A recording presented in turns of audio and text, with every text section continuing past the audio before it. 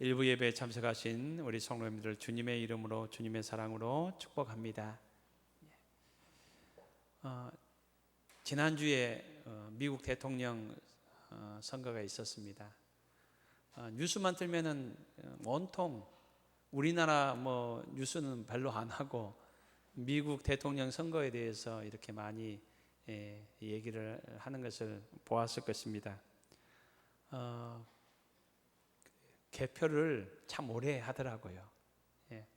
미국의 대통령 선거 투표 방법이 참 좀 어렵죠. 직접 선거 아닌 것이 또 간접 선거도 아닌 것이 좀 이렇게 약간 이번에 미국 대통령 선거가 어떻게 되었는지 좀 공부하는 그런 기회도 된 것 같은데, 개표한 지 이제 오늘이 5일째거든요. 5일째 만에 드디어 이제 오늘 제가 아침에 뉴스를 보니까 드디어 온 매스컴들이 바이든 대통령이 당선되었다. 확정된 건 아닙니다. 아직까지도 절차들이 좀 남아있다고 하더라고요. 또 현 트럼프 대통령이 아직 인정을 안 하고 있으니까 그것도 이제 어떻게 될지 이제 문제는 있긴 하지만은 이제 확정적으로 당선되었다라고 이렇게 말하고 있습니다. 그렇지만 제가 알기로는 아직도 5개 주에서는 아직도 당선자가 확정되지는 않았어요. 아직도 계속 개표가 진행되고 있더라고요. 그 남아있는 5개, 제가 알기로는 5개 주가 아직 남아있는데, 그 중에서 사람들의 관심에는 좀 멀어져 있지만은 가장 개표가 늦어지고 있는, 제가 보니까 아직도 50% 정도밖에 개표가 안 된 그런 곳이 있습니다. 그냥 뉴스에는 그 주가 그렇게 중요한 주가 아니기 때문에, 또 투표 숫자도 별로 안 되기 때문에 그렇게 중요하지는 않는 도시인데, 알래스카가 개표율이 아직 50%, 언제 다 개표가 될는지 참 궁금하기도 합니다. 여러분, 알래스카가 원래는 미국 땅이 아니었던 거 여러분 아시죠? 153년 전에는 러시아 땅이었습니다. 그런데 러시아가 그 땅을 미국에게 720만 달러에 이렇게 팔았습니다. 우리나라 돈으로 환산하면 제가 알기로는 한 80억에. 이 알래스카 땅이 우리 한반도 남북한 전체 합쳐서 17배 되는 땅입니다. 그러자면 대부분이 얼음으로 덮여져 있기도 합니다. 이렇게 그 당시 돈으로 환산하면은 100평당 약 2원 정도에 이렇게 러시아가 미국에 판 겁니다.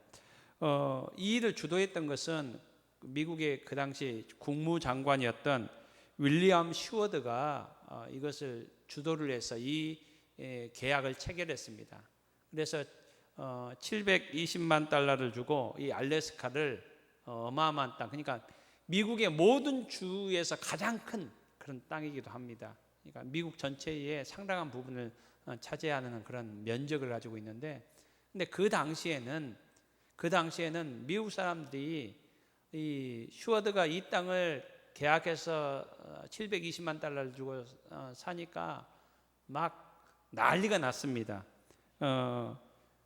뭐라고 했냐면은 슈워드의 냉장고, 그리고 바보 같은 슈워드. 그러니까 이 알래스카 대부분이 얼음으로 돼 있으니까 이게 어떤 짓이냐 하면서 분노하며 또 슈워드를 조롱했습니다. 그래서 견디지 못해서, 슈워드가 이 땅이 앞으로 가치가 있고 앞으로 미국 우리에게 큰 유익을 줄 것입니다, 이렇게, 그래서 이 땅을 샀습니다, 이렇게 해도 미국의 대부분 사람들이 그것을 동의하지 않았습니다. 이 멍청아, 이 바보 같은 사람아, 그 얼음 땅을 뭐 하려고 그 돈을 주고 샀냐? 러시아가 아무 생각이 없어 그 땅을 팔았겠냐 하면서 너무 공격을 하다 보니까 국무장관이었던 슈워드가 이 일 때문에 견디지 못하고 사직을 하게 됩니다. 여러분, 그렇지만 우리가 역사를 통해서 알게 되지만은, 그로부터 얼마 되지 않아서 그 이 알래스카에서 금광이 발견되고 또 석유가 또 생산이 되고 또 천연가스가 그 땅에서 이게 또 이게 발견이 됩니다. 여러분, 미국 교과서에 기록되어 있는데 미국 외교 사상 가장 훌륭한 업적 중에 하나가 무엇인가라고 이렇게 기록되어 있는 거 하니까 슈워드가 알래스카를 매입한 일이 미국 외교 역사상 가장 위대한 일이다, 가장 미국에게 유익을 준 일이다라고 이렇게 교과서에는 기록되어 있습니다. 그렇지만 그 당시에는 알지 못했지만 얼마 지나지 않아서 슈워드가 그 땅을 매입한 것이 이렇게 이 미국에게 참 유익이 있다는 겁니다. 여러분, 오늘 저와 여러분이 이 사회와 또 우리 조국을 위해서 할 수 있는 가장 좋은 일, 가장 복된 일이 무엇일까요? 여러분, 우리가 슈워드처럼 그런 일은 못하더라도 그래도 오늘 우리가 이 사회의 일원으로서 국민으로서 이 조국을 위해서 할 수 있는, 여러분 성실히 세금을 많이 납부하는 일일까요? 그것도 중요한 일이겠죠. 여러분, 그리고 사회봉사를 이렇게 여러 가지 하는 것, 여러분 그것이 중요한 일일까요? 여러분 그것도 좋은 일이기도 합니다. 그렇지만 여러분, 우리가 이 사회와 우리 조국을 위해서 할 수 있는 가장 복된 일은 하나님을 사랑하는 일입니다. 하나님을 가까이 하는 일입니다. 여러분, 창세기에 보면은 소돔이라는 성이 왜 멸망했습니까? 여러분, 부패하고 타락했기 때문입니다. 그렇지만은 여러분, 아브라함이 그렇게 그 성을 위해서 기도했지만은 의인 10명이 없어서, 의인 10명만 있었으면 하나님은 그 성을 심판하지 않으셨습니다. 하나님을 사랑하고 하나님을 가까이 하는, 하나님 앞에 예배하는 진실된 하나님의 백성이 그 땅에 없었다는 겁니다.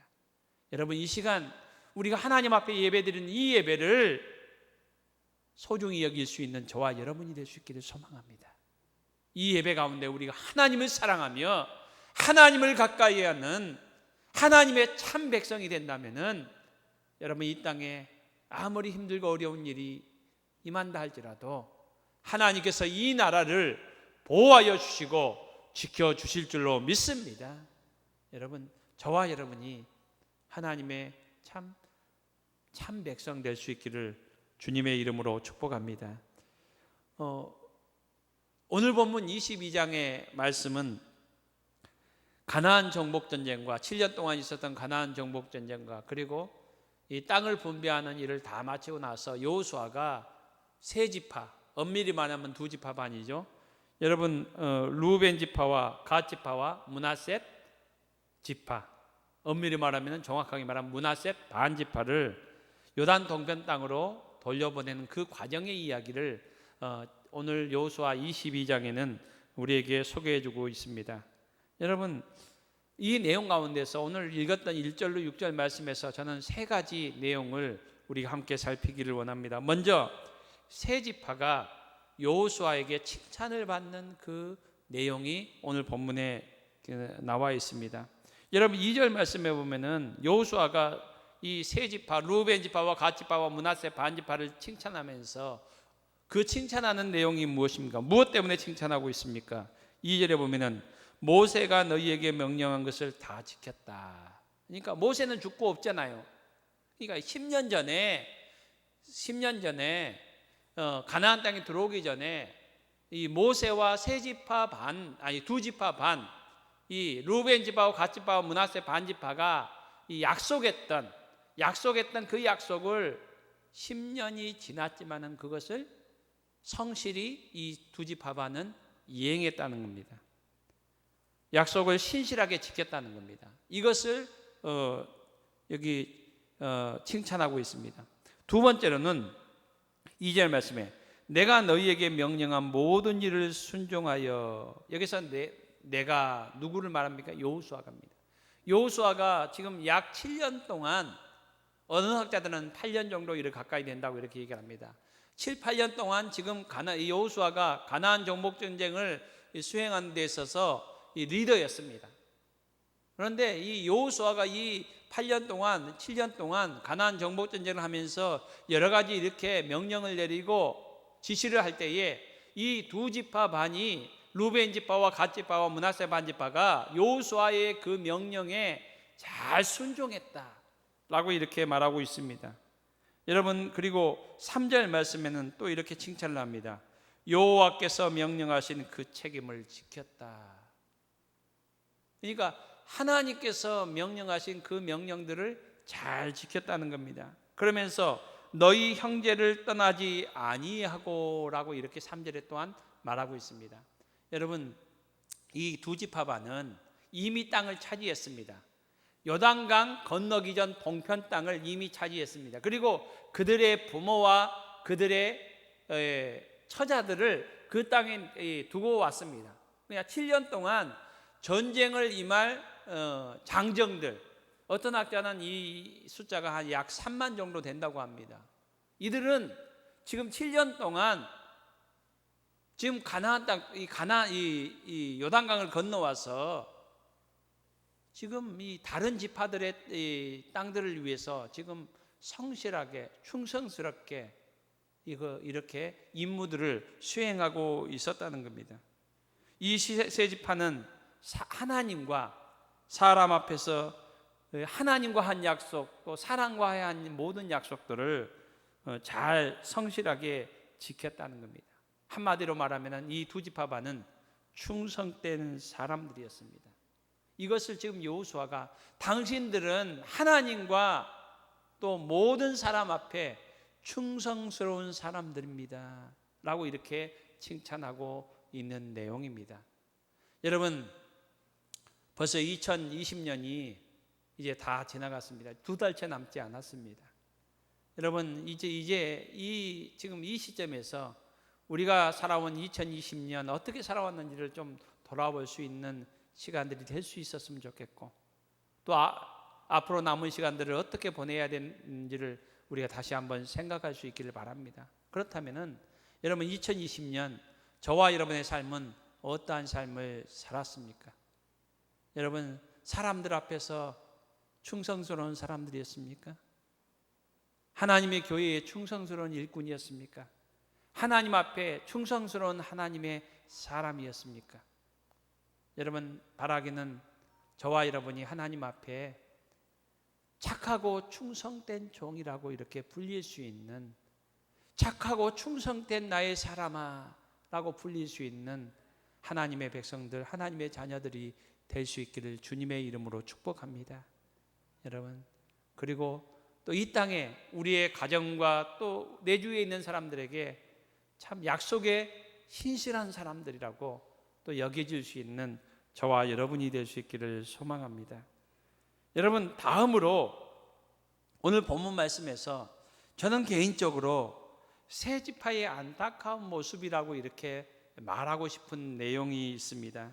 여러분, 그 내용은 무엇인가 하니까 4절의 내용입니다. 4절에 보면은 여호수아가 이 두 지파 반에게 이렇게 얘기합니다.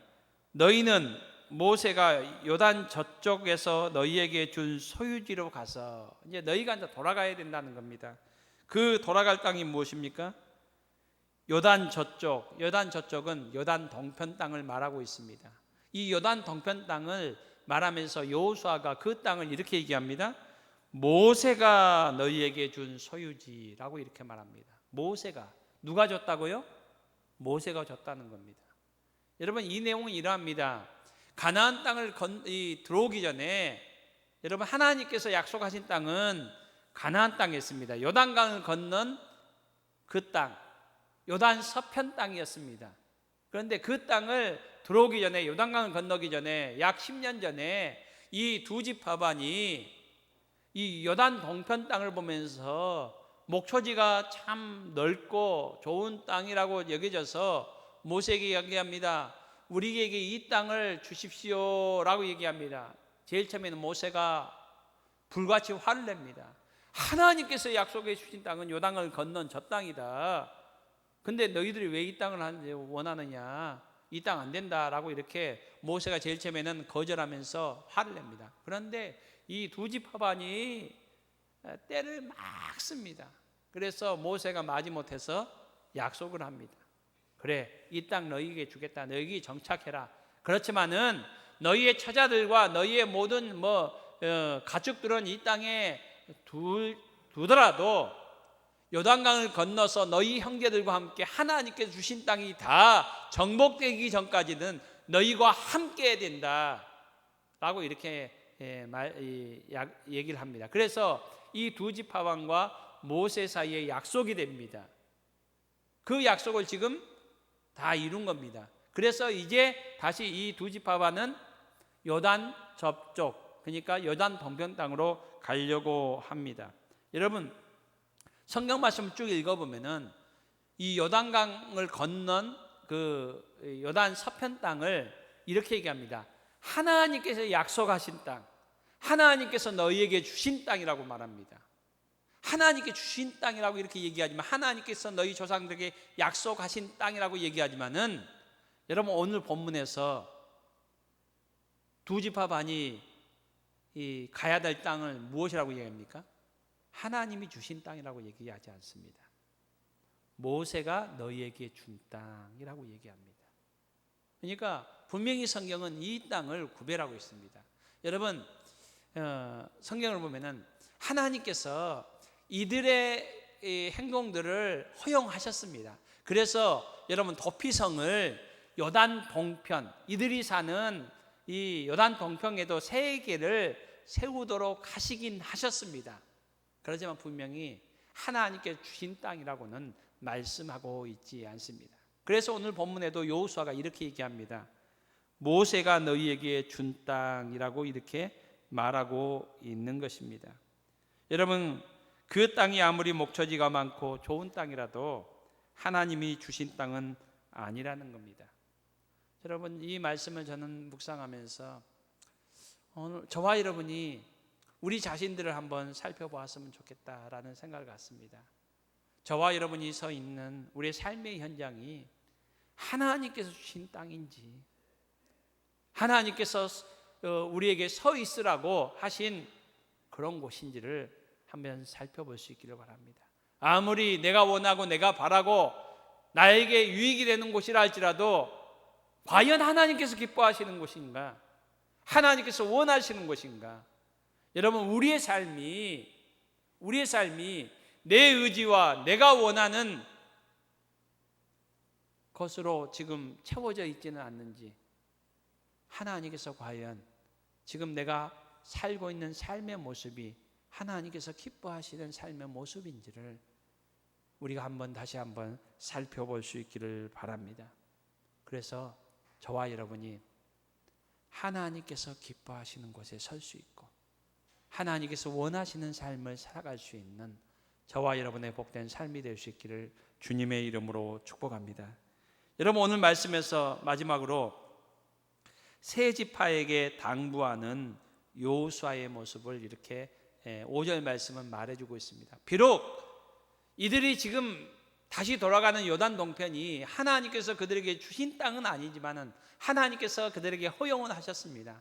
그래서 그들이 돌아갑니다. 그 요단 동편 땅을 돌아갑니다. 비록 그들이 하나님께 주신 땅은 아니라 할지라도 그 땅을 그들이 그 땅에서 살게 되는데, 그 땅을 향하여 이제 떠나가는 두 지파반에게 여호수아가 마지막으로 당부하는 그 내용이 무엇입니까? 그것이 5절의 말씀입니다.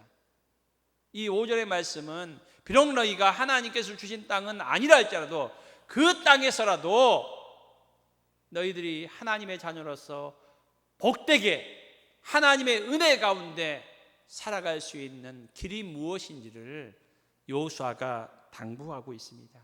여러분, 이 당부의 말씀은, 여러분, 오늘 우리가 2020년을 살아왔고 이제 얼마 안 있어서 또 2021년을 살아가는데, 이 세상에서 우리가 하나님의 백성으로서 하나님께서 원하시는 삶의 길, 그리고 하나님께서 은혜 주시는 그 삶의 자리는 무엇인지를 당부하는 그 하나님의 당부의 말씀이고, 그 여호수아가 두 지파반에게 하는 당부의 말씀이라는 겁니다. 여러분, 그 당부의 말씀은 무엇입니까? 여러분, 5절 말씀에 보면은 첫 번째로 한번 따라했으면 좋겠습니다. 하나님을 사랑합시다. 두 지파반에게 여호수아는 첫 번째로 하나님을 사랑하라라고 이렇게 말합니다. 여러분, 여기 사랑하다라는 이 히브리어 단어 아하브라는 단어는 좋아하다, 기뻐하다라는 겁니다. 여러분, 사랑하면은요 모든 것이 기쁘고 즐겁습니다. 여러분, 어떤 일이든지 힘이 덜 듭니다. 그것을 우리 성경에서 잘 우리가 보여주지 않습니까? 야곱의 그 경우를 우리가 잘 압니다. 야곱이 라헬을 사랑함으로 7년이 수일 같았다. 7년 머슴살이를 했는데 그 7년이 수일같이 여러분 힘들지 않았다는 겁니다. 기뻐했다는 겁니다. 여러분, 힘들지 않았을 수 있었던 원동력이 무엇입니까? 라헬을 사랑했기 때문입니다. 여러분, 그렇지만 사랑하지 않으면 모든 일이 부담되고 짜증스럽습니다. 한번 제가 물어보겠습니다. 여러분, 이 시간 나오는 이 예배의 자리가 기쁩니까? 행복하십니까? 여러분, 주일을 기다리는 우리의 마음이 설레고 기쁩니까? 하나님께서 여러분을 부르시는, 하나님께서 여러분을 만나시는 이 자리가 우리의 삶의 어떤 자리보다도 기쁘고 설레고 행복합니까? 만약에 그렇지 않다면은, 냉랭하다면은, 무미건조하다면은, 형식적이라면은, 여러분, 다른 말로 하면은 우리가 하나님을 사랑하지 않는다는 겁니다. 여러분, 하나님을 사랑한다면요, 비록 우리가 마스크를 쓰고 예배 환경이 좀 힘들다 할지라도 여러분, 이 시간이 기쁘고 즐거울 수밖에 없습니다. 여러분, 우리가 하나님을 사랑한다면은 비록 여러분 교회에 모이지 못해서 가정에서 우리가 온라인으로 예배를 드린다 할지라도 그 예배의 시간이 행복하고 즐거울 수밖에 없습니다. 여러분, 저와 여러분이 하나님을 만나는, 하나님 앞에 예배하는 이 시간이 다시 기쁘고 행복한 시간으로 다시 회복될 수 있기를 주님의 이름으로 축복합니다. 그러기 위해서 하나님을 향한 첫사랑을 다시 회복할 수 있는 저와 여러분의 복된 삶이 될 수 있기를 주님의 이름으로 축복합니다. 두 번째로 이 여호수아가 이 두 지파반에게 당부하는 내용이 무엇입니까? 하나님의 길을 가라라고 이렇게 말합니다. 여러분, 5절 말씀에 그의 모든 길로 행하며, 그의 모든 길로 행하며 하나님의 길로 가라. 이 세상에는 많은 길이 있습니다. 여러분은 눈에 보이지는 않지만은 물에도 해로가 있습니다. 여러분, 하늘에도 여러분 항로가 있습니다. 공로가 있습니다. 비행기가 가는 길이 있습니다. 다 길이 있습니다. 아무 길로 가는 것이 아닙니다. 하나님의 자녀들이 가야 할 길이 있습니다. 여러분, 그래서 그의 모든 길로 행하며, 많은 길이 있지만 하나님의 자녀들이 가야 할 길이 있다는 겁니다. 넓고 좋은 길이 아니라 비록 좁고 협착한 길이라도 하나님께서 지시하시는 길로 가야 된다는 겁니다. 그래서 하나님은 성경 말씀을 통해서 우리에게 말씀합니다. 너는 범사의 그를 인정하라. 그리하면 내 길을 지도하시리라. 여러분, 우리가 어떤 길이 하나님의 길인지 잘 모를 때에 하나님을 인정하는 저와 여러분이 될 수 있기를 주님의 이름으로 축복합니다. 하나님의 말씀을 인정하고 하나님의 말씀에 순종하면은요, 내 앞길 우리가 어떻게 가야 될지 모르지만 하나님께서 우리의 길을 인도하여 주실 줄로 믿습니다. 그래서 시편 기자는 주의 말씀은 내 발의 등이요 내 길의 빛입니다 라고 이렇게 고백하고 있습니다. 여러분, 오늘 우리의 앞길이 안개가 덮여 있고 어떻게 할지를 잘 모르는 우리가 길이라 할지라도 여러분, 하나님의 말씀 붙잡는 저와 여러분이 될 수 있기를 바랍니다. 그래서 하나님께서 우리를 하나님의 길로 인도하여 주실 줄로 믿습니다. 여러분, 마지막으로 여호수아가 부탁하는 것은 무엇입니까? 5절 말씀에 보면은 그에게 친근히 하고 하나님께 친근히 하라는 겁니다. 여러분 여기서 친근히 하다라는 이 말은 착 달라붙어 있다는 겁니다. 여러분 일정 거리를 유지하는 것이 아니고요, 그 틈이 없도록 딱 붙어서 간다는 겁니다. 이것을 성경은 동행한다고 이렇게 말합니다. 에녹은 이 하나님과 300년을 동행했다라고 이렇게 말합니다. 여러분 친근히 한다는 것은 하나님을 가까이 하는 것입니다. 저와 여러분의 삶이 하나님을 더 가까이 어제보다 오늘 더 가까이, 그리고 내일은 오늘보다 더 가까이 하는 저와 여러분이 될 수 있기를 바랍니다. 여러분 이 동물 세계에서 하이에나하고 사자하고 싸우면은 누가 이깁니까? 제가 너무 어려운 질문을 했나요? 하이에나하고 사자하고 싸우면 누가 이깁니까? 아유 감사합니다. 예, 맞아요. 사자입니다. 사자가 이깁니다. 이길 수밖에 없습니다. 근데 여러분 간간히 하이에나가 이길 때가 있습니다. 그것은 하이에나의 숫자가 많을 때입니다. 특별히 어떤 때 사자가 하이에나에게 잡혀먹는 때가 있기도 한다고 합니다. 이 하이에나가 새끼 사자가 어미 사자 떨어져 있어 혼자 있을 때 이 하이에나가 이 새끼 사자들을 물어 죽여버린다고 합니다. 자기의 천적들이기 때문에. 그렇지 않고 이 새끼 사자가 어미 사자와 함께 있으면 절대 하이에나가 접근도 못하고요, 여러분 물려 죽는 일은 결코 없습니다. 여러분 이 땅에서 왜 우리가 넘어집니까? 왜 우리가 실패합니까? 왜 죄 짓습니까? 그것은 우리가 하나님께로부터 멀리 떨어져 있기 때문입니다. 여러분 저와 여러분이 하나님께 가까이 하는 저와 여러분이 될 수 있기를 바랍니다. 아니요, 하나님께 딱 붙어있는 저와 여러분이 될 수 있기를 바랍니다. 여호와는 나의 목자시니 내게 부족함이 없으리로다. 내가 사망의 음침한 골짜기를 다닐지라도 해를 두려워하지 않을 것은 왜 그렇습니까? 여호와께서 나와 함께 하심이라. 여호와의 지팡이와 막대기가 나를 지키시리로다. 여러분 하나님과 함께 하면요, 하나님께 가까이 하면, 하나님께 붙어 있으면 여러분 우리는 결코 이 땅에서 실패할 수 없습니다. 여러분 2020년 남은 얼마 되지 않는 우리 날들을 하나님을 가까이 있는 저와 여러분이 될 수 있기를 주님의 이름으로 축복합니다. 하나님께서 말씀하시는 길로 한 걸음 한 걸음 나아갈 수 있기를 바랍니다. 더 하나님을 사랑하는 저와 여러분의 복된 삶이 될 수 있기를 주님의 이름으로 축복합니다. 찬송가 292장을 우리 함께 찬송하겠습니다. 찬송가 292장입니다.